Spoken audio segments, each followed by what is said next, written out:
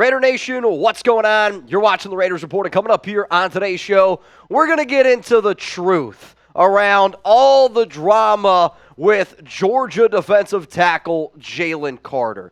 If you don't follow the Las Vegas Raiders all that closely, there's been a lot of conflicting reports around whether or not the Raiders are actually interested in taking arguably the top DT, arguably the top player in this year's draft. So Vic Tafur, in an article that he released with The Athletic, said that the Raiders are not going to be drafting him. And the exact quote that he used was, "Carter's not an option for the Raiders at number 7, having already been crossed off by the team." So myself, a lot of people out there, when they read that, and you can read it the way that you want to read it, but as you can see, a lot of people interpreted that as this: the Raiders have reportedly removed Georgia defensive tackle Jalen Carter from their draft board per Vic Tafur. So as soon as that happened, I remember thinking to myself, man, that's pretty notable because he's an outstanding player. You can't really argue that. Does he have some off-the-field issues? Sure.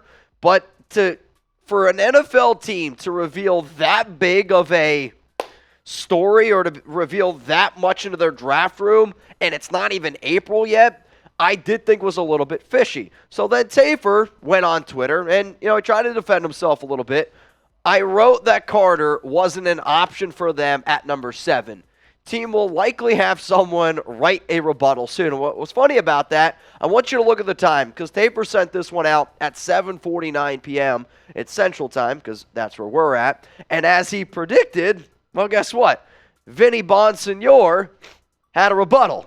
And he said, just spoke to Josh McDaniels, and he reiterated what he told reporters about Jalen Carter on Monday.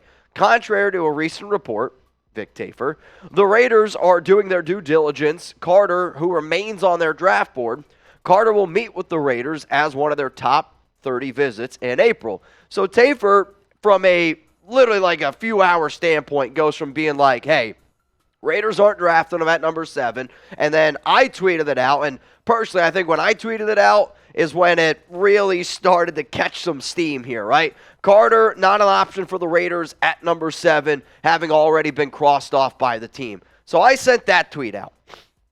When I sent this tweet out, and I always try to warn you guys, because sometimes people don't believe me, where just because I tweet something, it's a story, it's a news bit, it's a rumor. My job is to cover this team to the best of my ability, and if somebody like Tafur, who is supposed to have connections, says something like the Raiders are not going to be drafting Jalen Carter, my job is to say, hey, this is what Tafur had to say. I did also say, though, you can look at the timestamps where at 10:36 is when I sent out that tweet. I then sent one out at 10:37 that said, take every report by a Raiders beat writer with a grain of salt.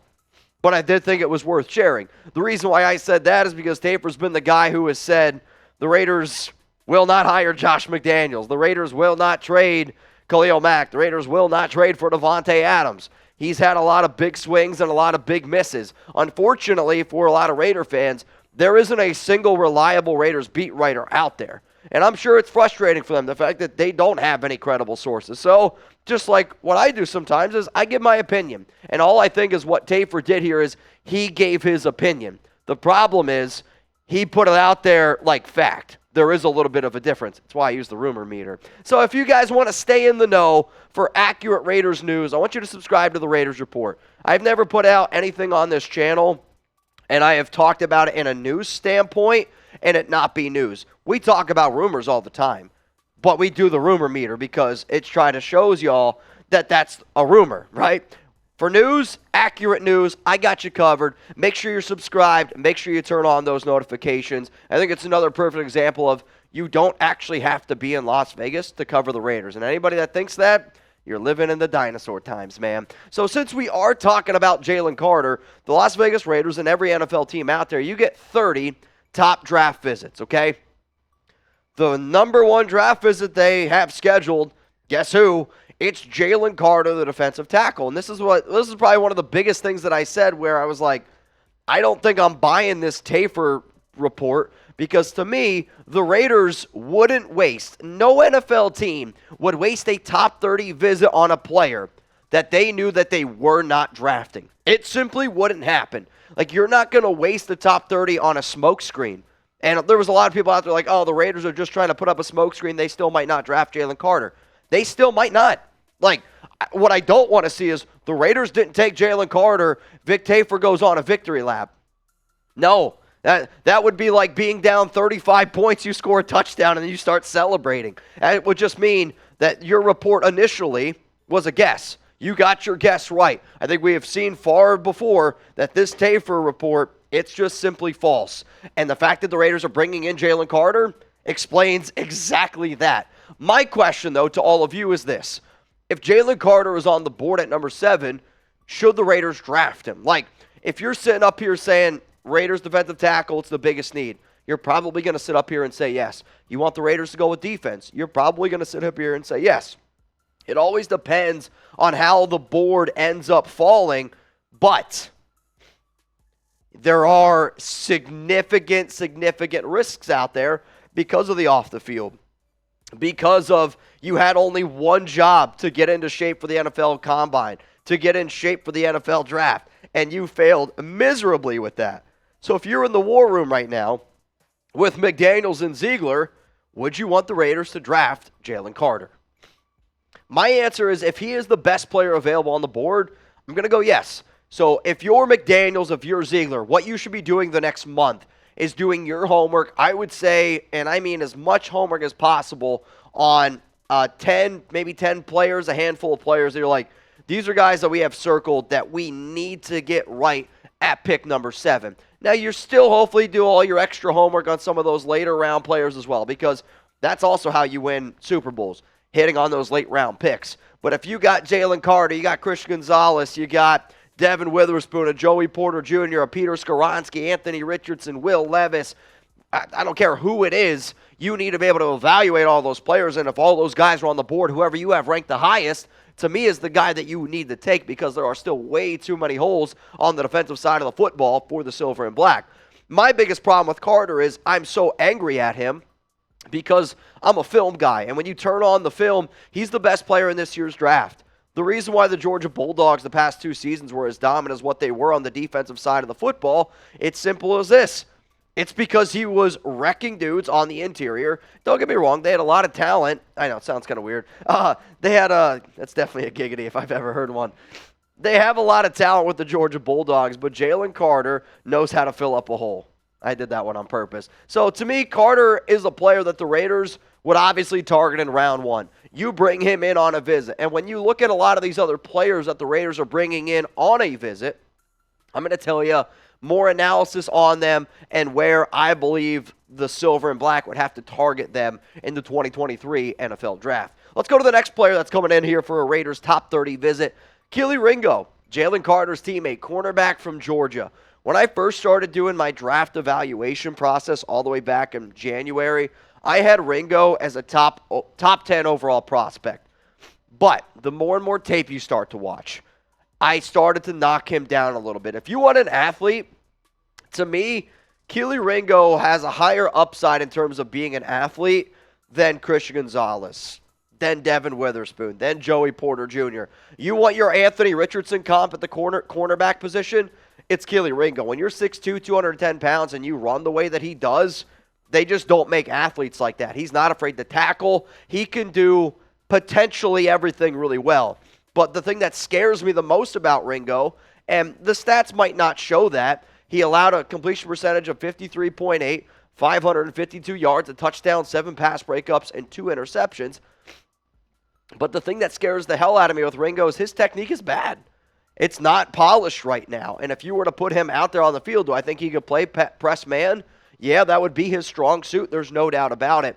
However, though, I am really, really scared to see where Ringo goes. If I'm Kelee Ringo, I'd want to go to an NFL team that's been able to show that they can grow and groom cornerbacks. And unfortunately for the Raiders, that has not been the case. In terms of where exactly would the Raiders target him, this would probably be a player that you would target at pick 38. I don't know if he falls to 38, but I do think for me and my board, he's the 5th best corner. I would take Deonta Banks over him. And depending on like where Christian Gonzalez go, Devin Witherspoon end up falling, Joey Porter Jr., Deonta Banks, Next guy up to me is Ringo. But Ringo is such an athlete that there's going to be a team out there that might be willing to take a little bit more of a risk. However, I don't touch Ringo until he's at pick number 38. Before I show the other top visits coming up, we do have some Raiders draft hats available that I want you all to get your hands on. You can go to the link that you see below. It's chatsports.com/Raiders draft to get your official Raiders draft hat. Whether you want that to be a silver and black,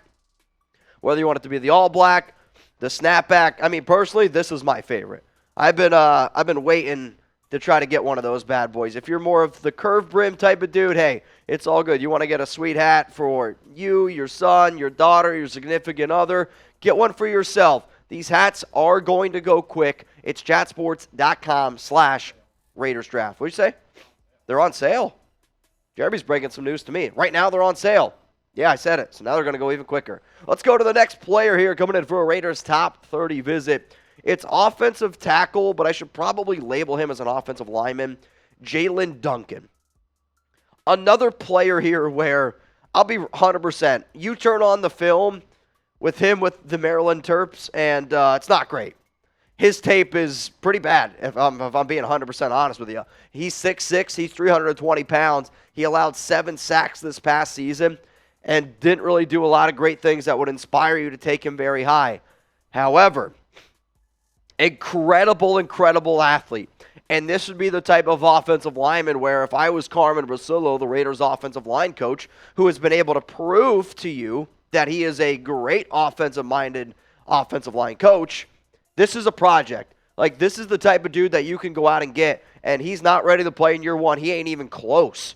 But if you have a whole year, you work with him, you mold him, and personally, I don't think his footwork is really what you're looking for to be an offensive tackle, and he would be a gigantic guard at 6'6", 320. But if he wants to get himself on a football field, I do think putting him at offensive guard could be a way to do that. According to PFF, last season in the 12 games that he played, he allowed 4 hits, 17 hurries, and a PFF run grade of 61.9. The thing that I like that Jaelyn Duncan is working, or what he's doing this offseason, and unfortunately, I can't remember the man's name. He is working with the most famous, most notable offensive line coach this offseason. And I remember seeing a stat. I was talking to Tom Downey about it, and Tom said when this offensive line coach works with offensive line prospects, he's got like a hit rate of over 80%. So he only brings in guys that he's like, it's going to be worth it to him.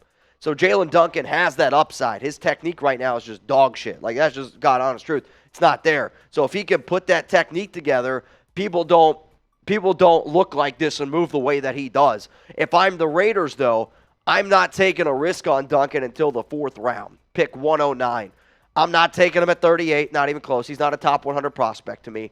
I'm not taking him in round 3 at pick 70 or at pick 100. To me, in a perfect world, you'd be able to get him in round 5. But because of that upside, if the Raiders want him, I don't think he's going to be available to you in round 5. So if you did want to take him, you would probably have to take him at 109. And then the final player that the Raiders have a scheduled top 30 visit for, Florida quarterback Anthony Richardson. I know, I'm sick, but hey, we're powering through here. Richardson had a sick combine, sick pro day. He just continues to show why he is the most athletically gifted quarterback in this year's class. People don't run like him. He's got an incredibly strong arm. I think whatever offense he goes in, you better be a run-first team because that's where he's going to excel. Going back and watching his tape, the Florida Gators, I felt like either went for a home run or they just ran the football. Like, when you look at his completion percentage at 53.8, I actually don't think that's all that fair because of all the deep balls that Richardson and that Florida offense ended up throwing. And I do think that they try to play to his skill set where, all right, let's bomb it down the field a little bit, or we're just going to tuck it and run. But 26 total touchdowns, 654 rushing yards. Richardson is not ready to play right away, and there will be a team. Right now, the number one team I would say linked to him that sounds like that they're falling in love with him is the Seattle Seahawks. They're definitely a sneaky team to keep in mind. From what I am hearing. But nonetheless, if you're going to target him, he's a guy that you got to target in round 1. I don't really want the Raiders to take him at pick number 7. He's still like a year, maybe even 2 years away from being a legitimate prospect. The only way I envision the Raiders end up taking Richardson is if, like, He starts falling down the board. Middle of round 1, he gets close to the 20s. Raiders are there on the clock at 38, and they're like, you know what, we're going to trade up. How many picks do we have to go to get back up into the 20s, maybe in the teens? It would be a lot. But we've seen teams do it before to go get their quarterback in Richardson. So the 4 scheduled visits that the Raiders have so far, Jalen Carter, Kelee Ringo, Jaelyn Duncan, and Anthony Richardson. Out of all of those 4 names, who do you think is the most likely to be drafted by the Raiders? Do you think it's Jalen Carter, type JC? Do you think it's Kelee Ringo? Give me a KR. If you believe it's Anthony Richardson, type AR. If you think it's the offensive lineman from Maryland, type JD. My answer coming up right now here after this YouTube ad break. My answer is going to be the unpopular opinion. It's going to be the not so sexy name. It's Jaelyn Duncan. But the only reason why I'm going this route, oh man, I got to sneeze, is because he's not going to get drafted in the top 50. Where those 3 other players are going to get drafted in the top 50. With the Raiders, I'm simply just playing the law of averages. This is definitely not the top guy that they want. I am simply just saying you got 2 picks in the top 50. All those guys are gone. You got 1 pick that's at 7, and then you got 38. To me, Jaelyn Duncan goes in that 100, 109, round 5 range, and the Raiders have 5 picks in that. So because of the law of averages, I'm going to say that the most likely player out of those 4 that the Raiders end up taking is Jaelyn Duncan.